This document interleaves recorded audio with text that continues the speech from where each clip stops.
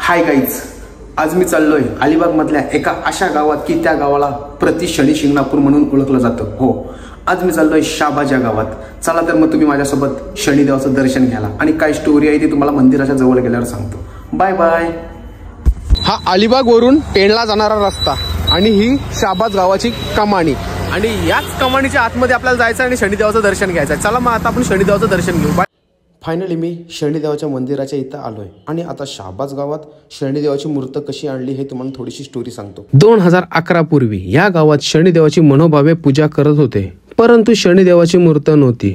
2011 मध्ये जे आपण शनिदेवावर तेल वावायचं ते तेल वावायचं बंद केलं, म्हणजे मशीनद्वारे तेल वावायला लागले। तेव्हा गावकऱ्यांनी असं ठरवलं की आता आपण शनिदेवाची मूर्त आणून ठेवायची।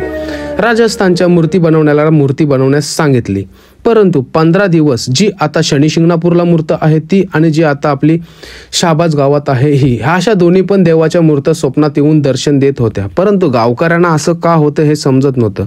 त्या काळात चोरांनी खूप गावात धुमाकूळ मांडला होता आणि खूप मुसळधार पाऊस पडत होता।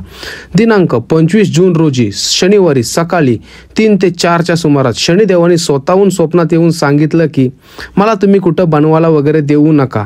मी शिलारूपी नदीमध्ये नागझरी ज्ञानवाडी येथे प्रकट झालो आहे। त्या जागेवरून मला आणा आणि मला माझ्या जागेवर स्थापन करा।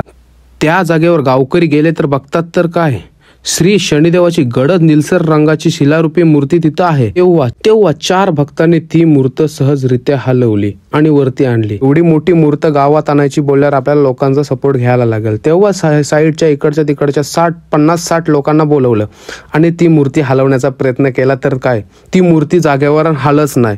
तेव्हा शनिदेवाने आपल्या शक्तीचं प्रदर्शन करण्याची सुरुवात केली। तेव्हा एका पुजाऱ्याला बोलून शनिदेवाला विनवणी केली की तुझा आम्हाला असल्याचा आम्हाला भास झाला, आता तू आमच्यासोबत हसत खेळत वरती चला आणि आमच्याकडून काही चुकी झाली असेल तर आम्हाला माफ कर। तेव्हा ती मूर्ती शाहबाज गावात वाजत गाजत आणली आणि देवाच्या जागेवर बसवली। जेव्हा मी शनिदेवाचं दर्शन केलं तेव्हा खरोखर सांगतो माझे अंगाचे काटे उठले अक्षरशः। चला तर तुम्हाला पण दर्शन दाखवतो देवाचं, चला।